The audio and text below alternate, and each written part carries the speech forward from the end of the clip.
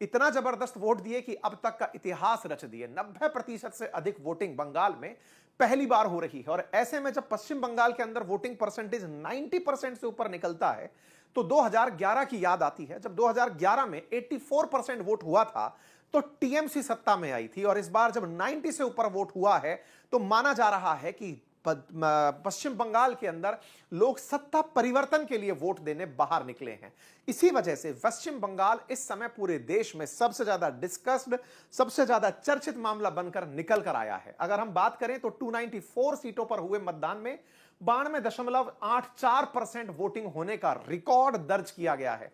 दो फेजेस में हुए चुनाव में, जहां पहले फेज के अंदर 93.19% मतदान हुआ था 152 सीटों पर, सेकंड फेज में 142 सीटों पर 92.48% चुनाव दर्ज किया गया है। बंगाल के अंदर इतना बड़ा जो चुनाव के परसेंटेज हैं, वोटिंग परसेंटेज हैं, ये या तो परिवर्तन दर्शाते हैं या फिर विश्वास दर्शाते हैं। विश्वास का मतलब है कि एसआईआर के अंदर जिन लोगों का नाम कटा, कहीं वो लोग अपने और लोगों को यह कहने के लिए तो टीएमसी के पक्ष में मतदान कराने के लिए नहीं चले आए कि अगर आज मतदान नहीं किया तो जो रह गए उनका भी नाम कट जाएगा। या दूसरी तरफ जब केंद्र सरकार ने अर्धसैनिक बलों को, लगभग 2 लाख से अधिक अर्धसैनिक सैनिकों को पश्चिम बंगाल के पोलिंग स्टेशंस पर उतारा, तो क्या लोगों के अंदर पुलिस का जो डर है, जिसे कहा जाता है कि वो कहीं ना कहीं टीएमसी के ही एक्सटेंडेड कमांड है, क्योंकि वहां पर सिविलियन रूप में पुलिस काम करती है, टीएमसी के कार्यकर्ता वहां सिविल पुलिस बनकर काम करते हैं, तो क्या ऐसा तो नहीं कि पश्चिम बंगाल में पुलिस का जो डर था उसे हटाकर सीआरपीएफ की मदद से उन लोगों को वोट देने के लिए बाहर निकाला गया जो लोग कभी वोट देने से डरते थे। तमाम चीजें हैं, लोगों में जबरदस्त एक्साइटमेंट है इस बात को समझने का कि आफ्टर ऑल इलेक्शन कमीशन के ये आंकड़े कह क्या रहे हैं। इन आंकड़ों को डिकोड करने का प्रयास आज हम और आप भी करेंगे, क्योंकि अल्टीमेटली महिलाओं के वोट परसेंटेज का बढ़ जाना, अब तक के सारे रिकॉर्ड का टूट जाना, फीमेल वोटिंग का 92% 69% पहुंचना, जो दर्शाता है कि या तो ममता बनर्जी जो महिलाओं के लिए बात कर रही थी उनके पक्ष में महिलाएं निकलकर चली आई, या फिर एनडीए सरकार के द्वारा केंद्र के अंदर महिलाओं के आरक्षण को, महिलाओं का जो सदन के अंदर आरक्षण है उसके लिए लाया गया जो बिल था, वो बंगाल में महिलाओं के प्रति, उनके प्रति सिंपैथी लाने में कामयाब रहा। बहुत सी बातें इस समय पश्चिम बंगाल को लेकर हैं और इन्हीं बातों पर, क्योंकि कहीं ना कहीं एग्जिट पोल के अगर मैं आपके सामने आंकड़े रखता हूं तो उनमें से बीजेपी को 140 से 200 सीटें देते हुए दिखाई जा रही हैं। देश के प्रमुख एग्जिट पोल्स का अगर मैं आपके सामने सार रखूं तो उनका मानना है कि बीजेपी पश्चिम बंगाल में 150 से 175 सीटें लेकर आ रही है। अगर देश के प्रमुख एग्जिट पोल में मैट्रिज, चाणक्य स्ट्रेटेजीज, पोल डायरी, प्रजा पोल, जनमत पोल, इनका देखा जाए तो ये सब लोग बीजेपी की सरकार बनते हुए दिखा रहे हैं। वहीं पीपल्स पल्स और जनमत पोल्स की अगर बात करें तो ये टीएमसी को फिर से आता हुआ दिखा रहे हैं। अगर इनका सबका एवरेज आउट भी कर दिया जाए तो 145 सीटें बीजेपी को मिलती हुई दिखा रहे हैं और टीएमसी को 142 सीटें मिलती हुई दिखा रहे हैं। बहुमत का आंकड़ा 148 है। बीजेपी का जो अपना इंटरनल सर्वे है वो खुद को 170 से अधिक सीटें मिलती हुई दिखा रहा है। अब इसी बात को आज के सेशन में हम एक्सपर्ट्स की मदद से समझने के लिए प्रयास करेंगे, क्योंकि अल्टीमेटली अगर ये जीतते हैं तो कौन सा कारण होगा, ये जीतते हैं तो कौन सा कारण होगा, अगर ये हारते हैं तो कौन सा कारण होगा, अगर ये हारते हैं तो कौन सा कारण होगा। तो चलिए आज के सेशन में एक्सपर्ट्स के साथ सीधे कनेक्ट करते हैं। मेरे साथ में हैं सज्जन कुमार जी, जो प्रमुख सेफोलॉजिस्ट हैं, बंगाल में लंबे समय तक समय बिता करके अपनी रिपोर्ट लेकर के आज हमारे स्टूडियो में उपलब्ध हैं, उनसे चर्चा करेंगे। और दूसरे हैं अजीत द्विवेदी जी, वेटरन पत्रकार हैं, अक्सर चुनावों की कवरेज के लिए और चुनावों पर अपनी व्याख्या के लिए जाने जाते हैं। तो आइए सीधे डिस्कशन में। तो सर स्वागत है आपका। आप सबने इतना अपना कीमती समय निकाला है भाई, बहुत बहुत धन्यवाद। और जैसा कि हमारे शो की थीम है, हमने अपने सेशन के अंदर ये परिचय तो दे दिया है कि आप दोनों महानुभूति कौन हैं। अब सीधा मुद्दे पर पहुंचते हैं और मैं आपसे कट टू कट 2 बातें करूंगा। क्वेश्चन सिंपल है, टीएमसी जीतती है तो क्या होगा, टीएमसी हारती है तो क्या होगा, बीजेपी जीतती है तो क्या होगा और बीजेपी हारती है तो क्या होगा। क्योंकि एग्जिट पोल्स में मेजॉरिटी एग्जिट पोल्स जीतता हुआ बीजेपी को दिखा रहे हैं, लेकिन 2021 का आंकड़ा हमारे सामने है, जहां 2021 में भी कुछ एग्जिट पोल्स ने बीजेपी को जीतता हुआ दिखाया था। फाइनली टीएमसी रिपीट हुई थी। इसको ध्यान में रखते हुए एग्जिट पोल का विश्लेषण आज के समय में हम फैक्ट्स के साथ करना शुरू करते हैं। तो सबसे पहली शुरुआत, अगर बीजेपी जीतती है तो कौन से फैक्टर्स जिम्मेदार होंगे? देखिए, भारतीय जनता पार्टी अगर पश्चिम बंगाल का चुनाव जीतती है तो एक तो सबसे पहला और सबसे बड़ा फैक्टर ये होगा कि वो धार्मिक आधार पर ध्रुवीकरण की वजह से जीतेगी। पहला और एक लाइन का निष्कर्ष है, अभी इसकी हम लोग बहुत लंबी व्याख्या कर सकते हैं, लेकिन उसके साथ बाकी सारी चीज़ें जुड़ेंगी। ठीक बात जो है। भारतीय जनता पार्टी की मेहनत है, उसके नेताओं के जो कैंपेन है, जो उसने जिस तरह के रिसोर्सेज यूज किए वो है, जिस तरह से सेंट्रल फोर्सेज की तैनाती हुई, भारत सरकार का जो सारा तंत्र लगा, वो सारी चीज़ें उसके साथ सहायक की भूमिका में थी। सबसे मुख्य बात ये थी कि उसके साथ हिंदू का ध्रुवीकरण एक निश्चित सीमा से आगे हुआ। एक निश्चित सीमा तक तो हो रहा था, वो पिछली बार भी हो रहा था। और 3 चुनाव के आप आंकड़े देखें, 2019 का लोकसभा चुनाव, 2021 का विधानसभा चुनाव, 2024 का लोकसभा चुनाव, एवरेज वोट है 40% का। 2019 पीक था भारतीय जनता पार्टी का, जब उसको 41% से ऊपर वोट आया, और पिछला उसका लो था 21, जब 38% पर वोट, पार्टी 38% पर आ गई। एवरेज 40% वोट है। एवरेज 40% वोट का मतलब है कि जो हिंदू आबादी है 70%, उसमें से 60% उसको वोट दे रहा है। 10 में से 6 हिंदू उसको वोट दे रहा है, तो उसको 40% वोट आ रहे थे ओवरऑल। उस वोट में उसको ऐड करना था, और ये बड़ा टास्क था, क्योंकि एक सीमा तक जब आप पहुंच जाते हैं, या किसी भी चीज़ में जब आप कोई परीक्षा की तैयारी कर रहे होते हैं और आप 50 सवाल तक तो बड़ी सहजता से हल कर लेते हैं, सॉल्व कर लेते हैं, 51वां 52वां जो जिससे आपकी जीत मिलेगी, जिससे आपकी सफलता मिलेगी, वो मुश्किल होता है हमेशा। तो ये वहाँ होता था। बीजेपी 3 बार से उसको नहीं अचीव कर पा रही थी, उस सीमा को नहीं पार कर पा रही थी, 60% की सीमा को। तो बीजेपी अगर इस बार जीतती है, जो एग्जिट पोल का जो एक डायरेक्शन जिससे मिल रहा है, हम लोग हमेशा एग्जिट पोल को डायरेक्शन के लिए यूज करते हैं, तो वो डायरेक्शन अगर ये मिल रहा है, तो उसका पहला और मुख्य कारण ये है कि उसको 10 में से जो 6 हिंदू वोट देता था, वो अब 6.5 या 7 हो गया है, उतना हिंदू वोट देने लगा है। सज्जन जी, जो परसेंटेज बढ़ा है वोटिंग का, क्या आप उसको इसी बात की कॉम्प्लीमेंट्री बात मानते हैं? देखिए, इसमें 2 पहलू हैं। परसेंटेज जो बढ़ा है, वो बिहार में भी देखने को मिला, या तमिलनाडु में भी हुआ है कि बिहार में लगभग 8-8.5% SIR के कारण वोट कम हुआ, और लगभग आप देखेंगे लगभग 8-9% वोट बढ़ा। तो एक तो है कि आपका बेस कम हो जाता है, कि पहले आप जो एक्चुअल वोटिंग होती थी, उसमें बहुत सारे वोटर लिस्ट में ऐसे भी वोटर्स होते थे जो जिंदा नहीं है, चले गए हैं, वोट करने नहीं आते थे, तो परसेंटेज आपका कम हो जाता था। इस बार जो है एक्चुअल वोटर्स जिन्होंने वोट किया है, SIR ने क्लीन कर दिया। अब लगभग 90-92 लाख लोगों का नाम हटा है, उसमें 60 लाख तो वो हैं जो नहीं है, जिसपे कोई कंट्रोवर्सी नहीं है, जो पहली बार आया, कि डेड वोटर्स हैं, शिफ्टेड वोटर्स हैं, जिनके पास 2-2 वोटर ID कार्ड था, वो हैं। लेकिन बाद में जो 30-32 लाख नाम कटे, वो थे जो वोटर थे, लेकिन वो अपना क्रेडेंशियल नहीं प्रूव कर पाए। ठीक है, तो लगभग 9% वोट शेयर पहले ही हट गया था। हाँ, मतलब 10 करोड़ के आसपास पश्चिम बंगाल की आबादी है, if I am not wrong. बिल्कुल बिल्कुल। और उसमें से अगर आप 90 लाख हटा दे रहे हैं, तो 9% वोटर को आपने सीधा हटा दिया। हाँ, लेकिन वो तो आबादी से आप बता रहे हैं। वोटर्स में तो ये ज्यादा हो जाता है, वोटर्स में ज्यादा, बहुत बिल्कुल ठीक बात है। आबादी में वो लोग भी हैं जो कि माइनर्स हैं। ये लगभग 11-12% हो जाता है। ठीक है। तो अगर आप देखें 2021 में वोटिंग परसेंटेज जो है वो 82% के आसपास है, लेकिन 2024 जो लोकसभा है, उसमें बंगाल में वोटिंग प्रतिशत जो है 79.3 के करीब है, 79.3 है। अब उसके हिसाब से अगर आप SIR को जोड़ें तो 90% के आसपास जाना एक स्वाभाविक, अगर उतना नहीं जाता तो आश्चर्य होता, ये प्रोपोर्शनेट है। लेकिन मैथमेटिकल एनालिसिस, लेकिन बावजूद इसके 2-2.5% वोट ओवर एंड एबव हुआ है। SIR को आप फैक्टर कर ले तो भी वो कैसे हुआ है, अब उसे अलग अलग तरीके से लोग देख रहे हैं। बीजेपी का मानना है कि ये एंटी इनकम्बेंसी और लार्जर हिंदू वोटर्स का डर का फैक्टर कम होने के कारण निकल के आके वोट करने का प्रभाव है।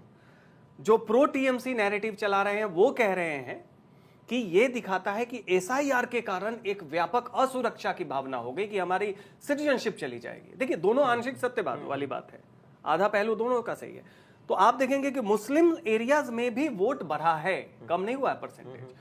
हिंदूज में थोड़ा ज्यादा भरा है, यह है इस बार।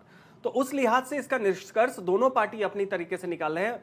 TMC का मानना है कि ये जो वोट बढ़ा, हमारे पास 30% माइनॉरिटी और कंसोलिडेट हो गया, और कैडर होने के कारण, वर्कर होने के कारण हिंदू में है।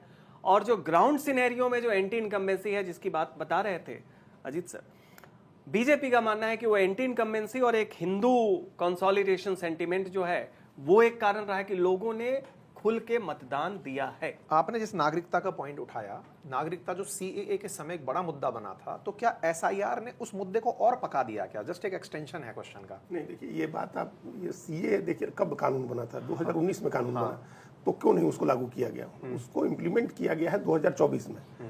तो सीए को रोक दिया गया 2019 में कानून बनने के बाद, उसको रोका गया क्योंकि 2021 के चुनाव में, बंगाल और असम का चुनाव साथ में होता है, असम में बड़ी इसकी तीखी प्रतिक्रिया हुई थी, असम में इसका बहुत विरोध हुआ था और ये कहा गया था कि अगर आप सीए लागू करते हैं और बांग्लादेश से आए हिंदुओं को अगर नागरिकता आप देते हैं तो जो होम कल्चर है, होम लैंग्वेज है, वो माइनॉरिटी में हो जाएगी असम में और बांग्ला कल्चर हावी हो जाएगा।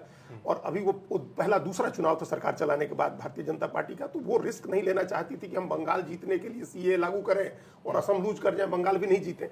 तो बीजेपी ने स्ट्रेटेजिकली उसको रोक दिया, सरकार ने रूल नहीं नोटिफाई नहीं किया, उसके जो नियम बनाने होते नोटिफाई नहीं किया सीए का। मैं भय की बात कर रहा था, जो सीए का जो फियर वही क्रिएट कह किया रहे गया तो था। उसके उस समय तो नहीं किया उन लोगों ने, तो वहां नहीं लागू हुआ। लेकिन इस चुनाव में भी जब परिसीमन हो गया, असम की बात आएगी तो हम लोग उसको करेंगे, जब जेरीमेंडरिंग वहां कर ली इन लोगों ने पूरे कायदे से 2023 में, तो वो भय खत्म हो गया कि इतनी जो पोलराइजेशन वहां नुकसान पहुंचा सकता है असम में, तो लागू कर दिया। तो जब ये सीए आपने लागू किया तो इसका भय कई तरह से काम कर रहा था। बीजेपी ने सोचा कि भारतीय जनता पार्टी को असम, बंगाल में इसका लाभ मिलेगा, ठीक है, बंगाल में लाभ इस नाते मिलेगा कि मथुरा समुदाय के लोग हैं, उनको हम हिंदू कार्ड देंगे, उनकी नागरिकता देंगे, वो हमारे साथ जुड़ेंगे, पिछली बार से ज्यादा जुड़ेंगे। तो वो नहीं हो सका। लेकिन मुस्लिम समाज में ये फियर हो गया, मथुरा समाज में भी हुआ कि अगर आप कह रहे हैं कि पहले आप ये अपने को डिस्क्लोज करिए कि आप बांग्लादेश से आए हैं, तो मथुरा समाज के लोगों में भी एक भय हुआ कि हम अगर डिस्क्लोज करते हैं कि हम बांग्लादेश से आए हैं तो पता नहीं वोटर बनेंगे कि नहीं, नागरिकता खतरे में आ जाएगी।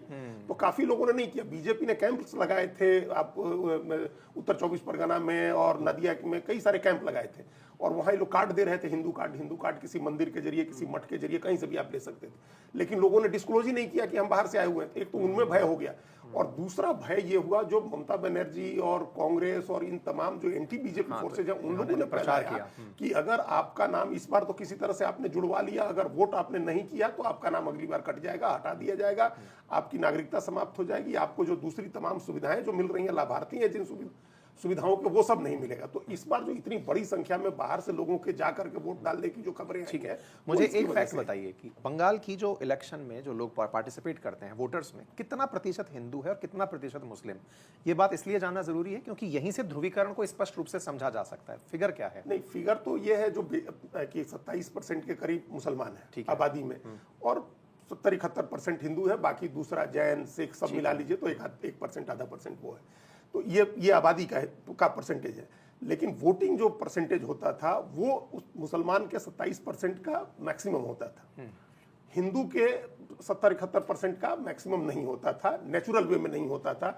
उसको बंगाल में एक छापा वोट कहते थे कि वोटर था, वोटर लिस्ट में उसका नाम था, लेकिन उसका वोट जो आदमी सत्ता में है, जो सरकार में है, पहले लेफ्ट के लोग थे वो डलवा लेते थे, पहले जो तृणमूल आ गई तो तृणमूल डलवा लेती थी। ये जो अभी जो सज्जन जी ने कहा ना, जो क्लीन किया गया है वोटर लिस्ट को, उसमें एक कैटेगरी है absent, shifted, dead and duplicate, ASDD जो एक कैटेगरी है जिसमें पहली बार 58 लाख नाम कटे और फिर 5 लाख और नाम कटे, 63 लाख नाम कटे, वो ASDD में कटे। तो वो उस पर किसी को आपत्ति नहीं थी और वो एक बड़ा जो झटका जिसको कहेंगे वो तृणमूल कांग्रेस को लगा, जो सत्ता में है वो अपने पक्ष में, वहां पे साइंटिफिक रिगिंग टर्म चलता है SPM के जमाने में। हाँ, वही जिसको छापा वोट, बार पॉपुलर उसमें छापा वोट कहते थे, जो नहीं है उसको किसी और से वोट दिलवा दिया और बंगाल के डाल दिया, रूलिंग पार्टी ने डाल दिया, जो हर जगह होता था। एक बंगाल में कल्चर ये भी है, 1 बजे से 4 बजे का टाइम ऐसा है दोपहर में कि बंगाली लोग आराम करते हैं घर में, और ये हमेशा वोटिंग है तब भी आराम करते थे और उसका लाभ उठाती थी तृणमूल कांग्रेस। उस टाइम में उसके जो लोग अंदर बैठे रहते थे, अच्छा आइडेंटिफाइड है पोलिंग एजेंट, तो वो एक हिम्मत नहीं कर सकता, उसको आइडिया है कि चुनाव के बाद क्या उसके साथ हो सकता है, तो वो मुंह बंद रखेगा और हर बूथ पर आपने मान लीजिए जैसे 100 वोट भी डलवा लिए, 1000 का बूथ है, 10% वोट आपने डलवा लिए तो आपने पहले ही उतने स्टेप आप अहेड हो गए। तो ये होता था। तो इस बार कहा गया है कि पोलिंग स्टेशंस पर जो लोकल पुलिस है उसकी जगह CRPF तैनात की गई है, तो क्या आप उसे बड़ा कारण मानते हैं कि एक तरफ तो SIR ने सफाई की, प्लस छापा वोट को रोकने में अर्धसैनिक बल जो केंद्र की तरफ से डिप्लॉयड थे, उन्होंने पुलिस, जिसको कि TMC का एक्सटेंडेड कार्डर कहा जाता था, उसका भय कम हुआ? क्या आप ऐसा कुछ देखते हैं? जबरदस्त कारण है ये। हम लोगों ने जब पहले चरण का चुनाव हुआ तो जंगल महल की मैं बात बता, बहुत सारे परिवार ऐसे हैं जिसको हम लोग काफ़ी समय से लॉन्गिट्यूडनल सर्वे में बार बार जाते हैं। तो बिल्कुल ये अनुभव कि जब वो बूथ पे गए, एक भी स्टेट पुलिस का कर्मी नहीं था, वो उनके लिए बहुत ही पॉजिटिव साइन था। क्यों? क्योंकि बाकी जगह हिंदुस्तान में, बाकी राज्यों में पुलिस को बायस्ड बताया जाता है। बंगाल में पुलिस बायस नहीं होती, बंगाल में पुलिस पार्टी की कैडर होती है, पुलिस चुनाव लड़ती है आपका। तो ऐसे में जो साइकोलॉजिकल मैं अपने ऑडियंस को एक फैक्ट ऐड कर देता हूं कि पश्चिम बंगाल में, जैसे मैं राजस्थान का मूल निवासी हूं, तो हम ये कहते हैं कि एक विधानसभा क्षेत्र के अंदर लगभग 5 पुलिस स्टेशन होते हैं। तो पश्चिम बंगाल के अंदर एक विधानसभा क्षेत्र में एक ही पुलिस स्टेशन है। तुलनात्मक रूप से पुलिस स्टेशन की संख्या कम है। दूसरी तरफ अगर मैं राजस्थान का उदाहरण लूं, हालांकि मानक नहीं है, ये समझाने के पॉइंट ऑफ व्यू से है, एक पुलिस स्टेशन में जहां 20 से 25 पुलिसकर्मी होते हैं, बंगाल के अंदर उनकी संख्या 10 से 15 ही बताई गई है। ऐसे में वहां पर सिविल या वॉलेंटियर जो लोग पुलिस करना चाहते हैं, उनकी संख्या ज्यादा बताई जाती है। तो ऐसे में होता यह है कि पुलिस में वॉलेंटियर पुलिसिंग, जिसमें आम जन ये कहता है कि मैं पुलिसिंग की मदद करूंगा, चोर पकड़ने में, यातायात प्रबंधन में, आपदा प्रबंधन में, इस समय पर पार्टी कार्यकर्ताओं को ही उस पुलिसिंग में ज्यादा मदद दी जाती थी। ये बने हुए जो वॉलेंटियर पुलिसकर्मी थे, इनका इलेक्शन में भी उपयोग होने लगता था। वो उपयोग नहीं, दुरुपयोग था, क्योंकि पार्टी से बायस्ड व्यक्ति ही अगर पुलिसिंग कर रहा है तो वो अपने को मजबूत करने का प्रयास करेगा ताकि अगली बार सत्ता आए तो उसकी नौकरी ना जाए। तो अगर मैं इस फैक्ट को ऐड कर पाया तो प्लीज कंटिन्यू कीजिए। बिल्कुल बिल्कुल सही बात है। वो जो सिविक वॉलंटियर की बात की, ये टीएमसी ने शुरू किया। आप पूरे हिंदुस्तान में कहीं नहीं देखेंगे कि नेशनल हाईवे पे पुलिस बैरियर लगा। बंगाल में किसी भी नेशनल हाईवे पे जाइए, आपकी गाड़ी एक अच्छी स्पीड पे चल ही नहीं सकती है, क्योंकि आप 1-1.5 किलोमीटर चलेंगे और उसके बाद एक पुलिस का बैरियर, और वो कहेंगे कि नहीं हम इसको स्पीड रेगुलेशन के लिए, पेडेस्ट्रियन के लिए करें, जबकि वो होता है कि एक पैरेलल इकोनॉमी चलती है। सिविक वॉलंटियर क्या करते हैं, वो एक दूसरा प्रोटेक्शन भी देते हैं। एक्चुअल पुलिसकर्मी वो दूर बैठा रहेगा चेयर पे, वो जाके पूरी जो भी अंडर द टेबल डीलिंग होता है सब करेगा। अगर वो पकड़ा गया तो वो एक 8-9 हजार रुपए मिल रहे हैं, सब कुछ रहे। बात यहाँ पे यह है कि क्यों ये पॉजिटिव, जो आपका मूल सवाल था, अनुभव था, क्योंकि पुलिस की मौजूदगी केवल ये नहीं कि पुलिस चुनाव लड़ रही है या वो एक माहौल बना रही है। बंगाल में गुंडागर्दी पुलिस के सहयोग से होती है, बाकी जगह पुलिस रोकती है या उनका अभाव होता है। बंगाल में आप देखेंगे कि उसे पार्टी सोसाइटी कहते हैं। वो पार्टी सोसाइटी नहीं है। पार्टी सोसाइटी मतलब पार्टी ही तय करेगी कि आप किस तरह से सोशल इंटरेक्शन करेंगे, आपके किन लोगों के साथ उठना बैठना होगा। एक समय में तो टेलीविजन चैनल देखने पे भी लोग आपत्ति करते थे कि आप कौन सा न्यूज चैनल देख रहे हैं। अच्छा, ये रूलिंग पार्टी सोसाइटी है। जब सीपीएम आई, उसने कांग्रेस को फिनिश कर दिया। आज तक कांग्रेस उठ नहीं पाई। उसके बाद नंदीगाम और सिंगूर का धन्यवाद कीजिए कि ममता आ पाई, नहीं तो सीपीएम को हराना बहुत मुश्किल था। फिर जब ममता आई, उन्होंने सीपीएम को खत्म कर दिया। तो वो देखिए, जो पीड़ित होता है जैसे ही वो सत्ता में आता है, वही टूल टैक्स अपनाता है, तो वो अपनाता और है। वो पुलिस के बल पे होता है। तो पुलिस का, स्टेट पुलिस का वहां नहीं होना फियर फैक्टर को कम करने में एक बहुत बड़ा कारण रहा है। हालांकि उसके बाद 2,40,000 सेंट्रल फोर्सेस की तैनाती वहां पे इतना जबरदस्त एक साइकोलॉजिकल लोग डर के बिना बाहर आ पाए, कि लोग कम। कारण ये है कि देखिए, फ्री एंड फेयर, तो फ्री इलेक्शन तो तब होगा ना जब वहां पे, जो अजीत सर भी कहते हैं कि 2 तरह की प्रिवेंशन टैक्टिक्स है जो साइंटिफिक, एक सोर्स जैमिंग और दूसरा बूथ जैमिंग, कि आप बूथ पे गए, दबंगों ने आपको रोक दिया। पूरे हिंदुस्तान में एक समय में 90 तक लोग सुनते थे, अब कम होता है। वहां एक सोर्स जैमिंग है कि आपने सारे के सारे सेंट्रल फोर्सेस को तैनात किए, 2021 में किया गया।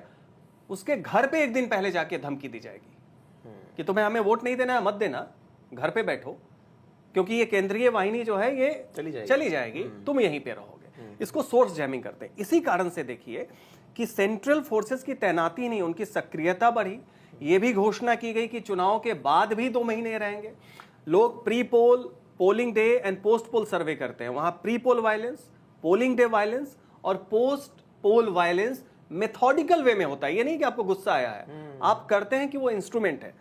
इस बार जो ताकि अगली बार डराने में काम में लिया जा सके। निश्चित तौर पे, तो जो एक जिनका नाम लोग नहीं ले रहे हैं, केजी राव 2005, क्योंकि बिहार में सामाजिक तौर पे गुंडागर्दी चलती थी, यहाँ पार्टी के तौर पे गुंडागर्दी। जो चीज 2005 में केजी राव ने बिहार में किया, इस बार चुनाव आयोग ने वही चीज बंगाल में किया है।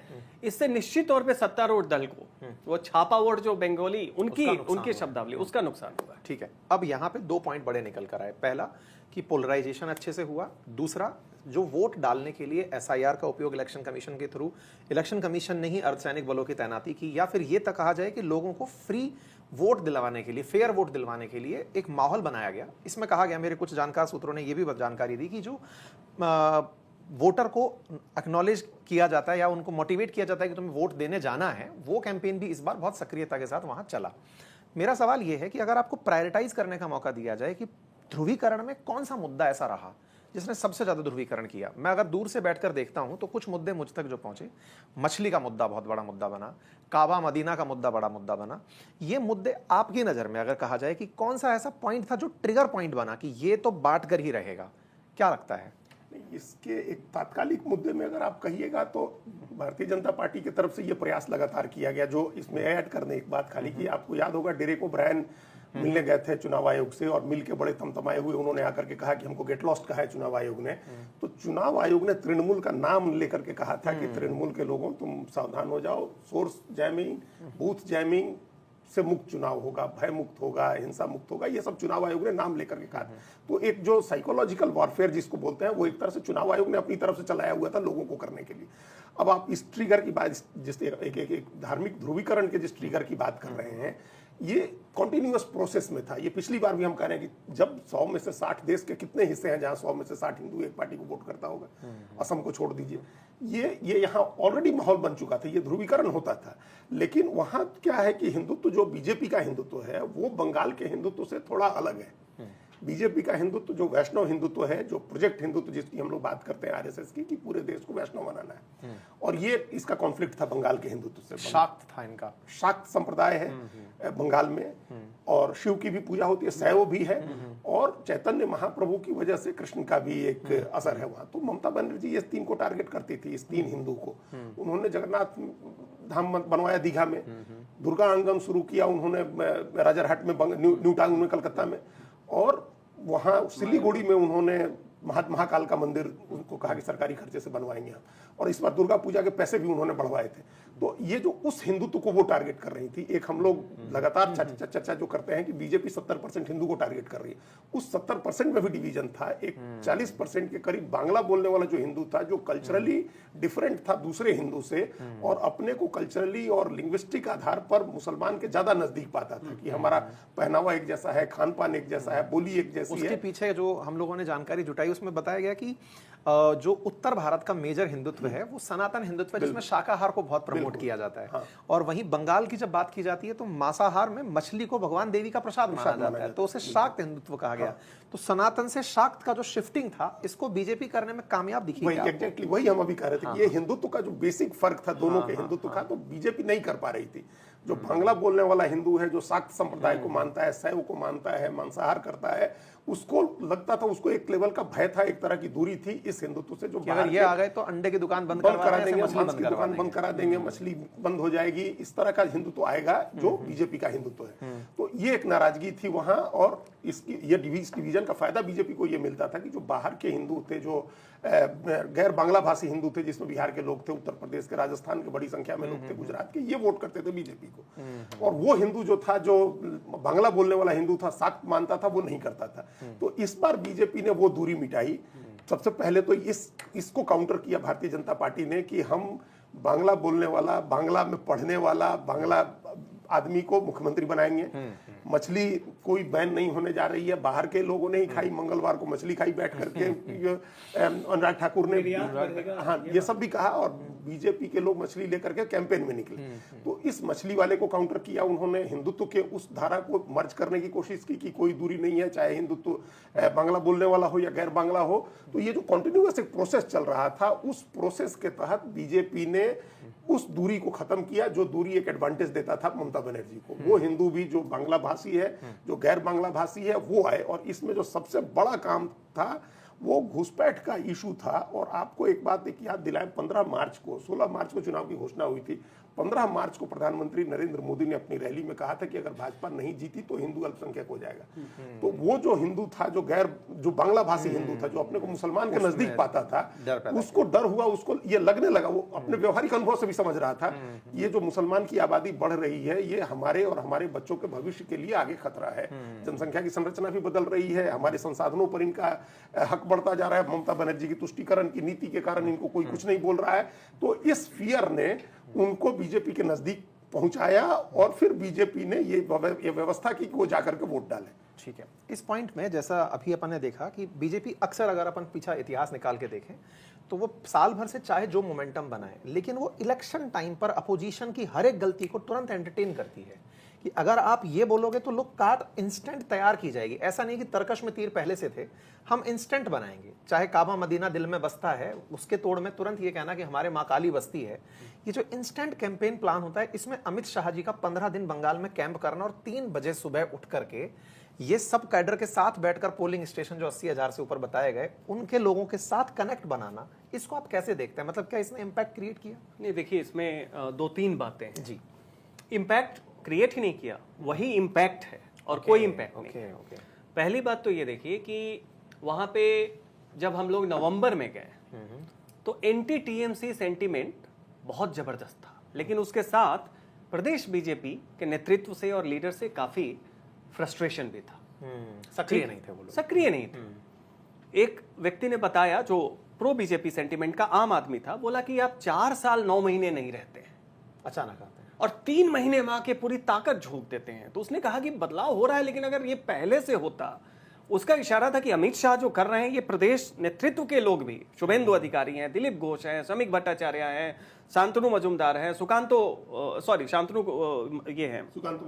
मजुमदार और शांतनु ठाकुर, ये सब जो नेता हैं जो अपने अपने फैक्शन में लगे हुए हैं, उसका ये फ्रस्ट्रेशन और ये जनमानस का भी था।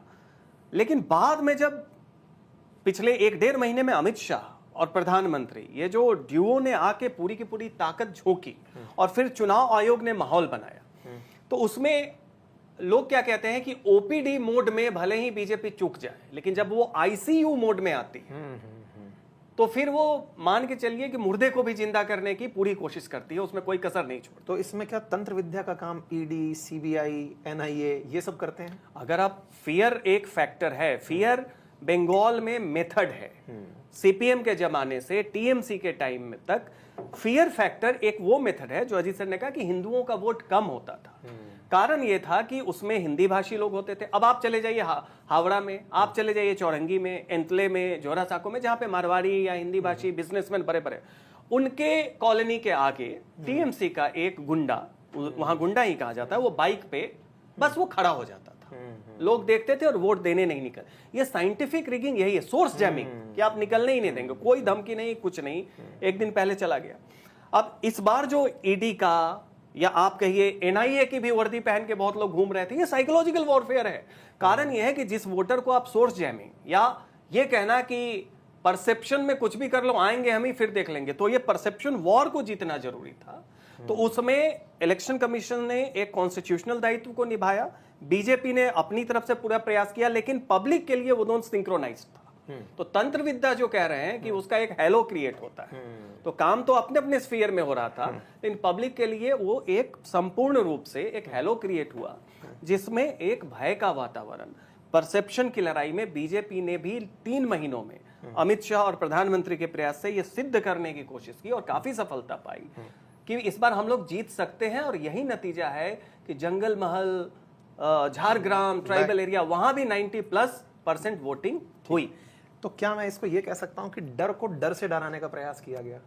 ये तो बंगाल का मेथड है, बंगाल में ऐसी होता है। अगर यही हुआ तो फिर बंगाल किस चीज को इलेक्ट कर रहा है? डर से बड़े डर को नहीं, लेकिन अब ये उम्मीद कर रहे हैं बंगाल के लोग, 2 चीजों की उम्मीद कर रहे हैं। एक तो ये कि भारतीय जनता पार्टी उस तरह की पार्टी नहीं है जैसे तृणमूल कांग्रेस है, उसके लिए अपने अस्तित्व की रक्षा करने के लिए गुंडा तत्व को उस तरह से अडॉप्ट करना, उसका इस्तेमाल करना भाजपा उस तरह से नहीं करेगी। एक तो ये लोगों की उम्मीद है कि एक राष्ट्रीय पार्टी है, देश में भी उसकी सरकार है, तो वो अब बंगाल को जीतने के बाद दूसरे मेथड अपनाएगी। वो एक उम्मीद की बात हम कर रहे हैं। वो मेथड ये है कि यहाँ विकास होगा, यहाँ इंडस्ट्रीज आएंगी, फिर से यहाँ शांति बहाल होगी, एक तो ये उम्मीद है। और दूसरी उम्मीद जो भय की जहां लोग उम्मीद कर रहे हैं वो है कि घुसपैठ रोकने के लिए बीजेपी अपना भय का जो उसके पास जो संसाधन होंगे पुलिस का और केंद्रीय बलों का उसका इस्तेमाल करेगी घुसपैठ को रोकने के लिए। और आप बंगाल जाइए, आप हम घूमे हुए हैं, भी घूम के आए, आप जा करके देखिए वहाँ पार्क स्ट्रीट में और साल्ट लेक में और बेहाला में और बालीगंज में ये अपर जो अपस्केल मार्केट्स हैं वहां भी कैसे आपकी दुकान के आगे रेडी लगा करके खड़े हैं, दो लोग, उन लोगों ने अपनी रेडी लगा ली, वहां कोई हटा नहीं सकता है। पेडेस्ट्रियन पे दोनों तरफ लगाते हैं। जैसे अगर ये एक पगडंडी है तो आधे में एक और दूसरी तरफ से एक, और सामने आपकी दुकान है सड़क से, तो आपको ऐसे घूम के कम से कम 500 मीटर के बाद आपको आना पड़ेगा, आप सड़क से सीधे नहीं आ सकते। तो ये जो स्थिति है, यही जो पहले हमने कहा ना कि ये लोगों को लग रहा था कि ये तो भविष्य के लिए बड़ी चिंता, पर हम लोग कल्चरली और लिंग्विस्टिकली कितने दिन एकता इनके साथ दिखाते रहेंगे और ये लोग ऐसे हावी होते रहेंगे सरकार के समर्थन से। तो जो भय चुनने की आपने बात कही, ये एक डिफरेंट काइंड ऑफ फियर होगा। ये होगा तब पता चलेगा, नहीं होगा जब होगा। तो क्या होता है कि जब केंद्र में बैठकर आप देखते हो, दिल्ली से बैठ के जब बंगाल देखते हो, तो आपको दिल्ली से जो भय पैदा होता है वो, और जो पश्चिम बंगाल में एग्जिस्टिंग भय है वो समझ नहीं आता है। नहीं आएगा। इसलिए मैं कह रहा हूं कि जो आप लोग बोल रहे हैं ये चूंकि आपके खुद के स्व अनुभूत अनुभव हैं जो आप बता पा रहे हैं, जो हमारी दर्शक हैं जिन्होंने कभी बंगाल में इस भय को महसूस ही नहीं किया, तो वो शायद अब तक अपनी बातों से इसको समझ पाए हो। तो इसमें मैं एक बहुत छोटा सा लोकसभा चुनाव में हमने सोचा कि वहाँ के लोकल ट्रेन में चले कि क्या बातचीत हो रही है। तो कोलकाता से कृष्णा नगर लगभग 2-2.25 घंटे मुझे जहाँ तक याद है कि जर्नी होती है। तो हमने टिकट कटवा के आराम से सोर्स स्टेशन से हम लोग बैठ गए। 1 घंटा हुआ होगा, उसके बाद एक व्यक्ति आके बोला कि अब आप उठ जाइए। मुझे बंगाली समझ में आती है, बोल नहीं पाते हैं, तो मैंने वो आपको लगता है कि तबीयत खराब होगी या कुछ होगा, तो हुआ कि क्यों उठ जाए, तो उसने बताया कि आपका 1 घंटा हो गया, हाफ जर्नी हो गया, किस प्रदेश में आपने टिकट कटवा। वहां एक एंटाइटलमेंट जो है, जो सीपीएम का जो एक कल्चर है कि समय में भी मुझे हिस्सा चाहिए, भले ही मेरा कोई योगदान नहीं, कि आपने टिकट कटो, उसका ये कहना। हमने कहा कि नहीं उठेंगे भाई, अब जाइए कहीं और देखिए। बाकी लोगों ने भी कहा कहीं और बैठ जाओ।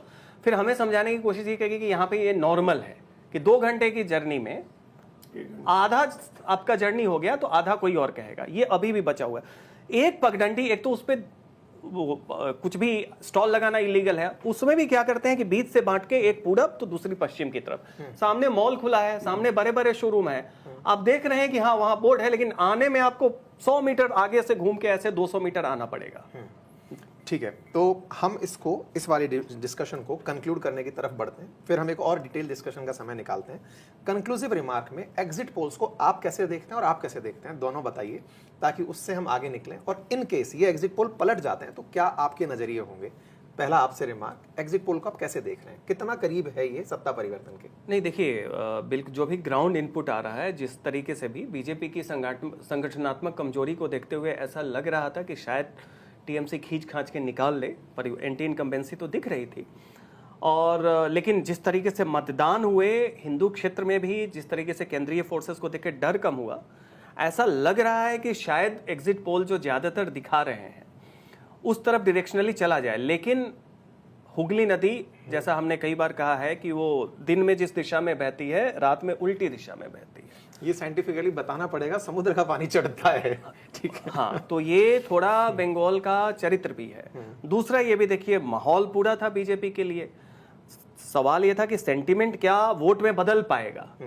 इस बार लग रहा है बदला है, लेकिन क्या कुछ थोड़ी बहुत मतलब आपको भी संशय है कि इस रिजल्ट? मेरे कहने का मतलब है कि मुझे लग रहा है कि सही होगा, लेकिन जो ये क्लोज इलेक्शन होगा, चूंकि अभी से पहले विपक्षी पार्टियां 100% वोट को टारगेट करती थी, बीजेपी 70% को टारगेट कर रही है, क्योंकि 30% उससे अलग पहले है। से ही मान के चल रही है कि तो, ये मेरा वोट नहीं। तो इस कारण से मैं कहूंगा कि नतीजा शायद वही आए, लेकिन मार्जिन बहुत बड़ा विक्ट्री का मुझे ये नहीं लगता है वेव इलेक्शन है।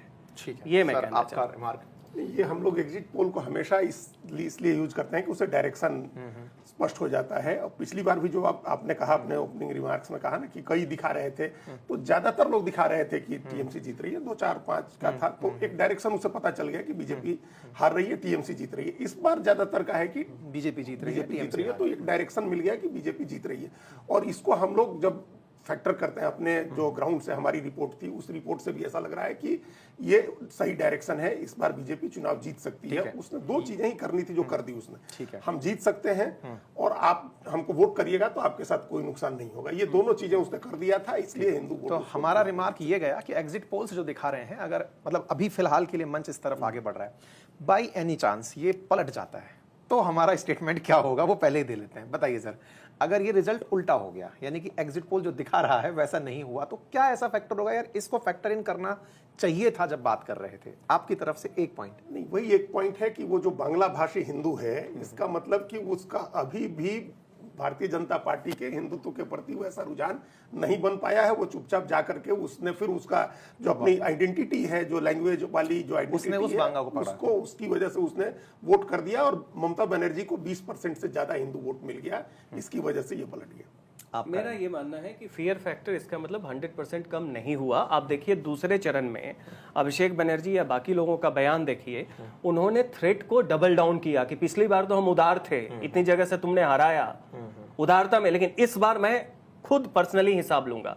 तो आप देखिए कि एक मेथड है। तो अगर मान लीजिए जो आप कह रहे हैं, कुछ भी हो सकता है पॉलिटिक्स में, लेकिन अगर ऐसा होता है तो मुझे लगता है कि बहुत जगह सेंटिमेंट वोट में कन्वर्ट नहीं हुआ है। ठीक है, इसी के साथ अभी के लिए इतना ही। वार्ता जारी रहेगी एक और एपिसोड के अंदर।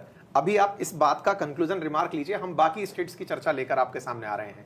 अगर जानकारी पसंद आई हो तो अपने साथियों से अवश्य साझा कीजिएगा। आपको क्या लगता है कि रिजल्ट्स किस दिशा में जा रहे हैं, कमेंट्स बॉक्स में जरूर बताइए। धन्यवाद।